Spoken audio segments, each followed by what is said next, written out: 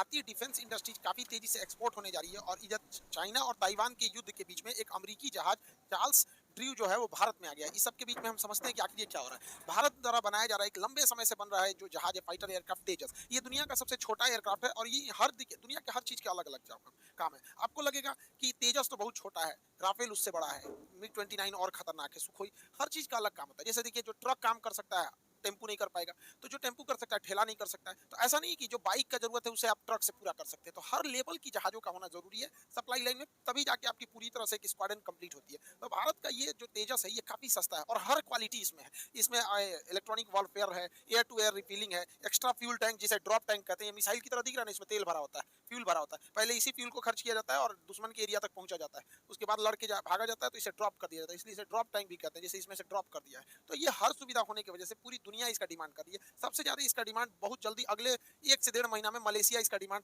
सबसे पहले हम लोग इसे मलेशिया को सप्लाई करेंगे। और मलेशिया के अलावा इसमें 15 से 18 देश और रुचि दिखाए हैं और इसमें सबसे बड़ा नाम आ रहा है अमेरिका के, क्योंकि इसने छोटे सेगमेंट में, अमेरिका के पास कोई जहाज नहीं है। F-16 बहुत ज्यादा लड़ाई लड़ चुका है, F-22 है, F-35 है, तो बीच में अमेरिका के पास बहुत कम चांसेज है। यूरोप में तो बहुत चांसेज है कि तेजस को अमेरिका भी ले लेगा। एक बार ले लिया तो अमेरिका तेजस का ऐसे ही डिमांड बढ़ जाएगा। तो बहुत सारे देश इसमें नेगोशिएशन कर रहे हैं, देखिए किसकी आगे बात बढ़ती है। साथ ही अगर ये ताइवान की इस को देखेंगे तो ताइवान डिमांड कर रहा है भारत से ब्रह्मोस मिसाइल देने के लिए, और इधर फिलीपीन एडवांस पैसा दे रखा है, तो फिलीपीन सप्लाई को बढ़ाने के लिए कर रहा है। साथ में आसियान के जो देश हैं ये ब्रह्मोस मिसाइल का डिमांड बहुत ज्यादा कर रहे हैं, क्योंकि यही ब्रह्मोस एक ऐसा वैक्सीन है जो चाइना का बुखार उतार सकता है। ये 90 डिग्री पे घूम जाता है एकदम तेजी से यहाँ पर। तो बहुत तगड़ा मिसाइल है ब्रह्मोस। गलती से तो मार दिए थे हम लोग पाकिस्तान में, आपको याद ही होगा। देखिए ये जो इशू चल रहा है यहाँ पे ताइवान में, तो अमेरिका इतना दूर है तो अमेरिका को चारों ओर से घेरना है। अमेरिका का जंगी जहाज हमेशा हिंद महासागर में रहते हैं, तो जहाजों को अक्सर मेंटेनेंस की जरूरत होती है। जितनी बड़ी जहाज मशीनरी रहेगी उतना मेंटेनेंस। एक छोटे से साइकिल में कम मेंटेनेंस, मोटरसाइकिल में उससे ज्यादा, कार में उससे ज्यादा, ट्रक में और ज्यादा। तो ये भारी भरकम जहाजों को मेंटेनेंस बहुत ज्यादा जरूरत होती है। तो हम लोग बहुत पहले लेमुआ समझौता कर लिए थे अमेरिका से। तो इधर ही हम लोग के बीच में ये भी बात चल रही थी कि हिंद महासागर में जहाजों को मेंटेनेंस करने के लिए वापस अमेरिका न जाना पड़े, यहीं पे कोई व्यवस्था कर जाए। तो ये बुढ़ऊ जो बोले हैं मोदी जी से कि भाई व्यवस्था कीजिए यहाँ पर, तो चेन्नई में लार्सन एंड टुब्लू LNT ने एक बहुत बड़ा डॉकयार्ड बना दिया जो मेंटेनेंस सेंटर के लिए। अमेरिका इसकी बहुत गहनता से जांच किया, क्योंकि अमेरिका की जहाजों की साइज बहुत बड़े होते हैं। तो अमेरिका ने कहा कि ये डॉकयार्ड मेरे लिए फिट है। अगर हिंद महासागर में किसी भी जहाज को कोई प्रॉब्लम होगा तो चेन्नई में जाके अपना मरम्मत करा सकता है। और इसी बीच अमेरिका का जो जहाज है वो चला आया है इंडिया में। इसका नाम है आपका USNS। किसी भी देश के जहाज के लास्ट में नेवल शिप लगा रहेगा। अब उसका कौन सा देश है बस आगे, जैसे इंडिया का है तो INS लगा रहेगा, पाकिस्तान का रहेगा तो PNS लगा रहेगा, चाइना का रहेगा तो CNS लगा रहेगा, US का रहेगा तो USNS लगा रहेगा यहाँ पर। तो सबका अपना, फ्रांस का रहेगा तो अलग लगा रहेगा। इसका रॉयल नेवल शिप, ये तो ब्रिटेन वाला लिखता है, जो हम लोग पे राज किया था सब ब्रिटेन वाले, सब रॉयल नेवल शिप लिखता है सब। तो भारत, ये अमेरिका का जहाज US naval ship Charles Drew ये लंगर डाल दिया और ये लगभग 10 दिन रहने वाला है। अभी 8 तारीख से लेके मतलब काफी 10-12 दिन तक इसका मेंटेनेंस होगा।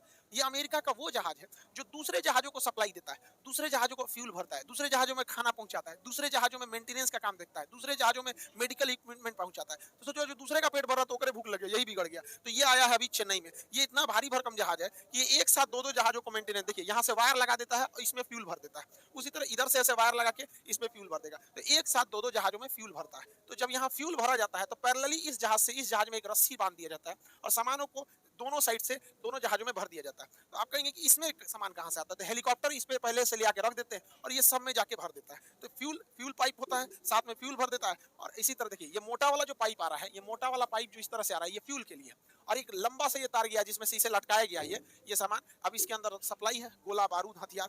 बीच मैदान में अगर गोला बारूद खत्म हो जाएगा तो बंदरगाह तक थोड़े आएंगे। तो जहाजिया अमेरिका का बिगड़ गया है और ये आया हमारे यहाँ बनवाने के लिए। सोचिए भारत के लिए कितना गर्व का विषय है। और हो भी क्यों नहीं, दुनिया का सबसे पहला बंदरगाह भारत में था, लोथल बंदरगाह सिंधु सभ्यता में। तो हम लोग के पास तो पहले से थी टेक्नोलॉजी, अब धीरे धीरे निखर रही है। तो जब अमेरिका अपना जहाज बनवाने आएगा तो फ्रांस भी आएगा, ब्रिटेन भी आएगा, सब आएगा सब यहाँ पे। तो ये भारत के लिए एक बहुत अच्छी खबर है यहाँ पे। देखिए इसी को देखा देखी पाकिस्तान, एगो कहावत कहा जाता है, देखा देखी लंगड़ो देवाल फाने लगली।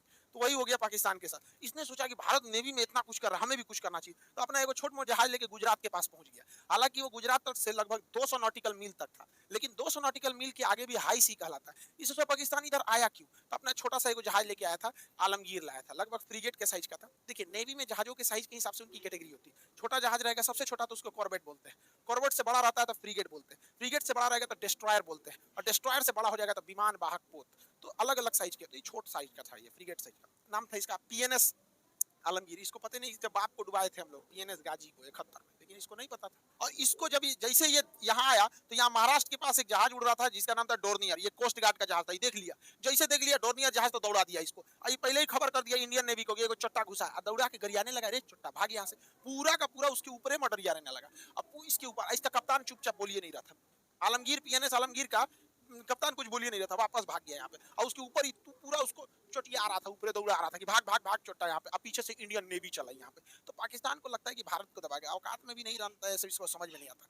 तो ये डोर्नियर भारत द्वारा बनाया गया जहाज है, काफी बढ़िया जहाज है, छोटा जहाज है, सर्विलांस के काम में बहुत बेहतरीन आता है। इसके नीचे रडार लगाया गया है, इसलिए क्योंकि हमेशा विजुअलिटी उतनी नहीं रहती है, तो जहां तक आदमी की आंख नहीं जा सकता वहां रडार से देख लेता है। साथ ही ये रेस्क्यू मिशन में भी काम देता है। कभी कोई पानी वाली जहाज की दुर्घटना हो गई या कोई कहीं पे भी कोई डूब रहा है, तो उस स्थिति में हेलीकॉप्टर की तरह रुक नहीं सकता है, लेकिन इसके फाटक से खोल के इसमें से लाइफ जैकेट जो होते हैं पहन लेने से इंसान डूबता नहीं है, या कोई राहत सामग्री भेजना हो, खाना वाना भेजना हो, तो यहाँ से ड्रॉप कराया जा सकता है। तो ये भारत द्वारा बनाया गया काफी बेहतरीन जहाज है और इसने अपनी काम भी दिखा दिया। तो डोर्नियर जहाजों को कोस्ट गार्ड में बहुत बेहतरीन जगह दिया गया। पाकिस्तान जो है भारत पे दबाव बनाने के लिए चाइना से एक छोटा साइज का फ्रीगेट खरीदा। फ्रीगेट तो मीडियम साइज का होता है, कॉर्बेट, फ्रीगेट और डिस्ट्रॉयर। तो फ्रीगेट खरीदा, इसका नाम है PNS Taimur, Pakistani naval ship Taimur. अब पीएनएस तैमूर बनाया है चाइना ने, और चाइना बेच रहा है पाकिस्तान को। इसके लिए भी पाकिस्तान ने कर्जा लेके बनाया, हद है चोट्टा को। अब चाइना ने इस पीएनएस तैमूर को बनाया तो यहाँ से भेजा, इसे भेजना था कराची में, पीएनएस तैमूर को भारत पे दबाव बनाने के लिए। तो उतना ज्यादा फ्यूल तो होता नहीं कि एक के बार में चला जाएगा, तो यहाँ से फ्यूल पकड़ के सबसे पहले पहुंचा ये मलेशिया।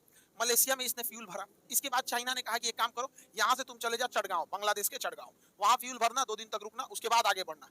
तब तक बांग्लादेश की प्रधानमंत्री शेख हसीना अगले साल, अगले ही महीने वो भारत में आने वाली है। उनको पता चल गया कि अगर यहाँ पर बंदरगाह पे रुकने देंगे पाकिस्तानी जहाज को तो भारत घुसिया जाएगा, तुरंत मना कर देगा, भागे यहाँ से चोट्टा कहीं का, वहीं रहो, हमारे यहाँ मत आना। तो वापस कर दिए, इनको नहीं बोला गया। तभी कहा श्रीलंका के पास, तो अभी वो पीएनएस तैमूर जो है वो श्रीलंका के पास रुक के फ्यूल भरेगा। और श्रीलंका में नहीं रुका तो मलेशिया में, नहीं तो बेचारा जाएगा चुपचाप। अभी तो हम लोग श्रीलंका से वापस भेजे थे पीएनएस तैमूर को, तो इससे कुछ नहीं हो सकता। लेकिन चाइना को देखिए कितना भारत के ऊपर मनोवैज्ञानिक दबाव बना रहा है, तो भारत को भी इसके ऊपर मनोवैज्ञानिक दबाव बनाना चाहिए। इसको भी हम लोग को इसके दुश्मनों को से मिलकर इसको भी टॉर्चर करना चाहिए। पाकिस्तान को लगता है कि छोटपैका जहाज दिखा के हम लोग को डरा देगा, तो पाकिस्तान को समझे में नहीं आ रहा उसका बाप है यहाँ इंडियन नेवी। 1971 में औकात पता चल गया था पाकिस्तान वालों का।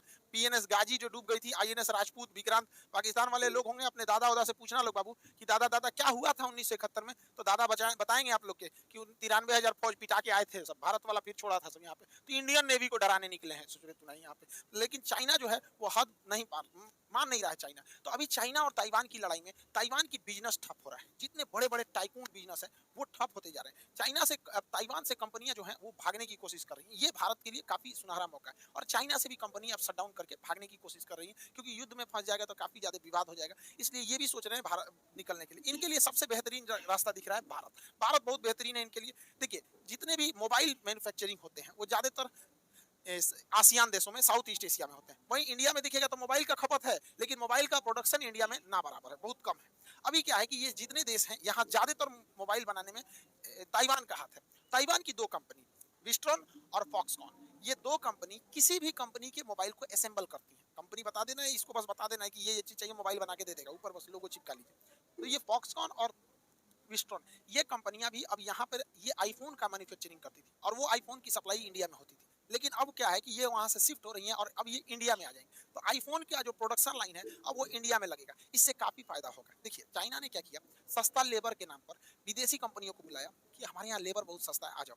जब विदेशी कंपनी वहां गई तो चाइना को रोजगार मिला और धीरे धीरे चाइना उनकी टेक्नोलॉजी को सीख गया और इससे वो कॉपी करने लगा। आज से 15 साल 10 साल पहले देखिएगा तो चाइनीज मोबाइल बहुत लो कैटेगरी के होते थे, क्वालिटी अच्छी नहीं होती थी, बहुत ज्यादा आवाज करता था, लोग भाप जाते थे, चट्टा कह के चाइनीज मोबाइल लिया। लेकिन आज उन्हीं विदेशी कंपनियों को लुभावने ऑफर दिया कि हमारे यहाँ लेबर सस्ता है, जमीन सस्ते हैं, आ जाओ, और उन्हीं की टेक्नोलॉजी सीख गया। अब वो कंपनी भागना चाह रहे हैं तो भारत में आएगा। भारत में भी बहुत अच्छा फायदा होगा, रोजगार मिलेगा यहाँ के लोगों को भी, और भारत भी धीरे धीरे टेक्नोलॉजी सीख जाएगा। जुगाड़ में तो हम लोग सबसे आगे। और एक और फायदा होगा कि आईफोन कंपनी पे भारत सरकार टैक्स बहुत लगाती है, क्योंकि जो भी मोबाइल बनाया आता है उस पर टैक्स ज्यादा लगता है। अगर ये भारत में बनेगी तो जो 1 लाख का आईफोन है वो ऑटोमेटिकली 60,000 का मिलने लगेगा, क्योंकि भारत उस पर ज्यादा टैक्स नहीं लगाएगा।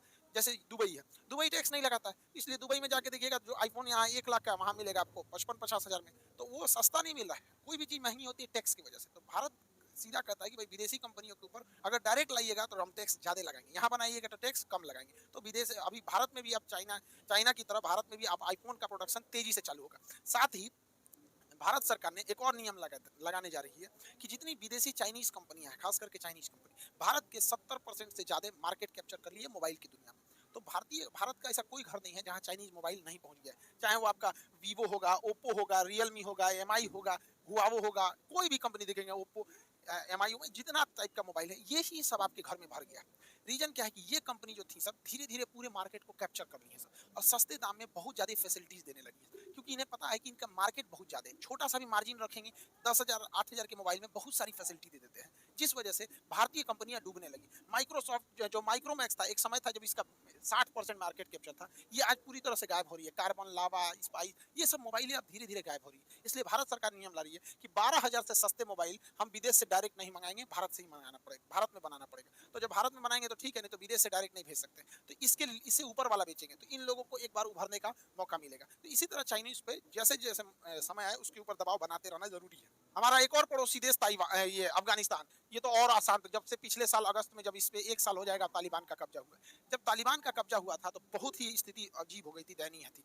हर तरफ अफरा तफरी थी, सारे देश के लोगों को लग रहा था कि अपने नागरिकों को यहाँ से हटाया जाए। भारत भी अपना दूतावास बंद किया, अपने नागरिकों को वापस लाया, एयर इंडिया की जहाज से गए। हालांकि आप देखे होंगे अफगानिस्तान के कई लोग तो जहाज से भी नीचे गिर गए थे। तो ये स्थिति थी। भारत के लिए सबसे बड़ा सरदर्द था कि तालिबान के शासन में भारत ने जो अफगानिस्तान में पैसे निवेश किए हैं उन पैसों का क्या होगा, क्योंकि भारत ने बहुत ज्यादा पैसे खर्च किया अफगानिस्तान में। सहतूत डैम बनाया, सलमा डैम बनाया, वहाँ सड़कें बनाई, बिजली प्लांट बनाया, वहाँ पर वहाँ का संसद भवन बनाया, वहाँ Indira Gandhi child specialist hospital बनाया जो काबुल का सबसे बड़ा हॉस्पिटल है। बहुत सारी योजनाओं को दिया भारत ने। इवन की जब अफगान तालिबान का कब्जा भी हो गया था तो ट्रक से ट्रक भर के हम लोगों ने गेहूं की सप्लाई की थी। तो हम लोग को यही लग रहा था कि कहीं पाकिस्तान के दबाव में आके तालिबान भारत के खिलाफ मत चला जाए। हालांकि पाकिस्तान ने पूरी कोशिश किया कि तालिबान भारत के खिलाफ हो जाए, एटलीस्ट कश्मीर मुद्दे पे हो जाए, लेकिन तालिबान कुछ भी नहीं भारत के खिलाफ बोला। तो भारत ने देखा कि तालिबान की स्थिति को देखते हुए तो भारत अब अपना दूतावास दोबारा खोल रहा है। ये भारत के लिए बहुत बेहतरीन खबर है कि भारत अब अपनी काबुल की एम्बेसी चालू कर रहा है। और जब तालिबान वाले जब गए भारत के अधिकारियों से मिले, वहाँ आईटीबीपी के जवान तैनात हैं अभी भी, तो उनको जब दूतावास दिखाया गया तो वो जो जवान थे वो चौंक गए, क्योंकि जिस हालत में एक साल पहले भारतीयों ने दूतावास छोड़ा था, काबुल दूतावास, आज भी वो सेम टू सेम वैसे ही पड़ा हुआ है, एकदम कुछ भी चेंज नहीं हुआ है। मतलब जो जहां था, जो अखबार जैसे पड़ा हुआ था, जो दरवाजा खुला था खुले है, मतलब जो चीज जैसे था वैसे ही है। इवन ये लोग ने इतना बेहतरीन ढंग से प्रोटेक्शन किया, इस वजह से पाकिस्तान वालों को तो पूरा भड़क गए। तालिबान वालों से कह रहे हैं तुमको बुलाए, फायदा क्या हो गया जब तुम भारत के खिलाफ कुछ कर ही नहीं रहे हो। तो भारत भी अब अपना दूतावास चालू कर रहा है। इसका मतलब ये है कि हम अपने पड़ोसियों के साथ धीरे धीरे मधुर संबंध बना रहे हैं। हालांकि भारत तालिबान से डायरेक्ट बात नहीं कर सकता, क्योंकि भारत का स्पष्ट कहना है कि हमारे लिए कोई आतंकवादी अच्छा या खराब नहीं होता। आतंकवादी मतलब आतंकवादी। तो हमारी जो नीति है, विदेश नीति, पूरी क्रिस्टल क्लियर है कि हम किसी आतंकवादी से बात नहीं करते।